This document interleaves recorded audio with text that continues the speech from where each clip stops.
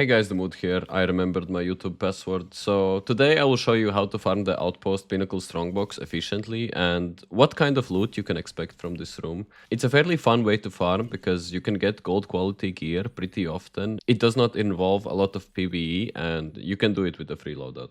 So now I'm going to show you what a fairly efficient run doing this looks like, while also explaining what you need to do before you access the pinwheel at the top. So your first priority at the start of each game is to find 2 master clearance codes and 1 access clearance code. This will be used to access the room at the top that has the Pinnacle Strongbox. Next, to get inside the pinwheel, you want either 2 access clearance codes or 1 conveyance request code. The conveyance request code is fairly rare, but you can find it in flight control or processing. At least that's where I find it usually, and don't expect it to find every single run. So if you don't find that, you also focus on finding the 2 green cards while looking for the conveyance request. So I'm gonna put a little map on the screen for your convenience. The red cards are always in the same location, and the green and orange cards have varied locations. So in total, if you don't find the conveyance request key, you need 5 access cards total. So that's 2 red ones, 2 green, and 1 orange. Here I cleared a bit of PvE in flight control, and I skipped forward around 40 seconds. And as you can see, I have found the conveyance request on this table, which means now I need to find 1 more red card and 1 orange card. So what I did here was basically I went to the closest red key spawn to the flight control location. I will point out that this is probably the most dangerous key to get. I see people coming here quite often, but I did get lucky this time.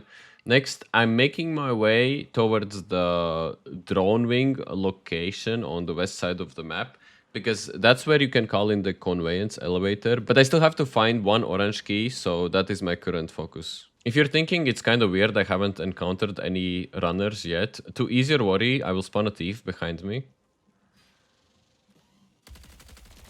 Okay, there you go. That guy got beamed. I assume he wasn't full HP. But yeah, I was hoping he had the key, but he did not. So I still had to go inside and look for the keys myself. But yeah, found the last key. So I'm gonna do a few cuts as I make my way towards the elevator, but I will show you where it is on the map.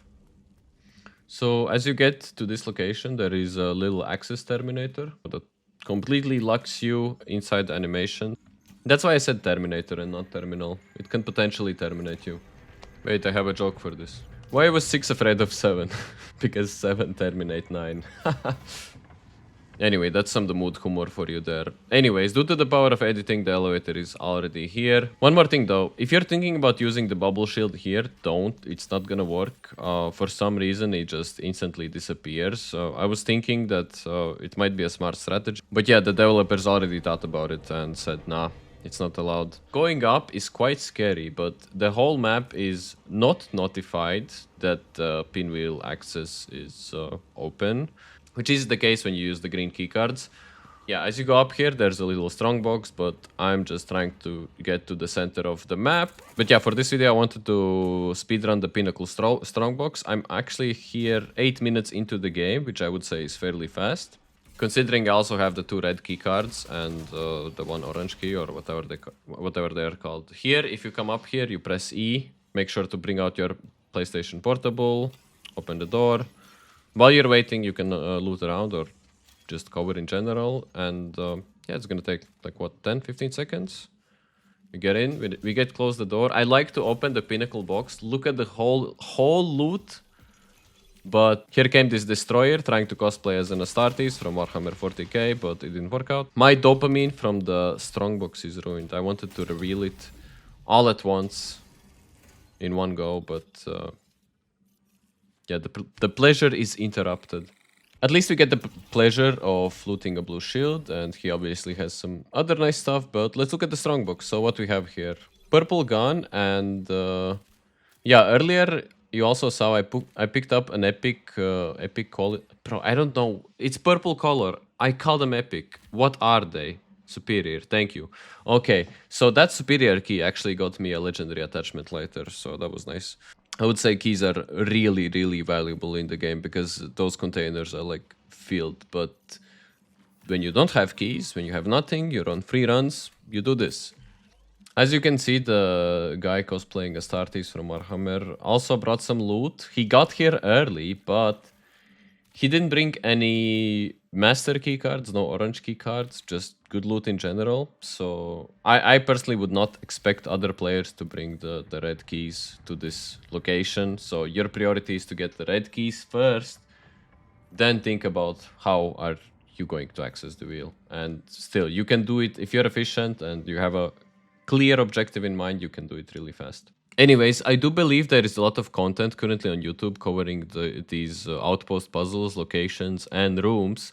But this room in particular, I've seen people say it has good loot, but I haven't seen many videos of that room being explored. So yeah, I decided I will do it myself. I will show you the loot in this room 10 more times, and from there you can decide if it's worth your time or not. So this right here is an example of me using the green access cards to get inside the pinwheel. I will put again a little map on the screen. So this way of getting in just in general attracts more attention. As there will be some AI you have to deal with and very often players as well. So the final part of this video will be pretty short, but I wanted to briefly talk about the current state of my channel. So just like when I moved from Dark and Darker to Arc Raiders, I am now taking another leap of faith, this time towards Marathon. I know Marathon is surrounded by a lot of controversy right now. If you say you like the game, people immediately assume you're getting paid or hoping to get paid, and in my case, if that were my main goal, I probably would have just stuck with Arc Raiders. I don't even expect this Marathon video to go over 5k views, but honestly that's completely fine. For me, the reality with Arc Raiders is that the content for the game has been coming out very slowly, and the base game itself does not have a huge amount of replayability or depth. I might go deeper into this in another video, maybe. But yeah, Marathon has a few things that I was originally expecting from Arc Raiders. Mainly it's just character and weapon variety. I have a lot of thoughts on this topic, but mainly it's just my thoughts on why I did move from Arc Raiders to Marathon. In short, I'm just following my interests. I don't want YouTube to be my second job in a literal sense, just something that I do out of pure love and passion. Yeah, I'm cautiously optimistic for this game.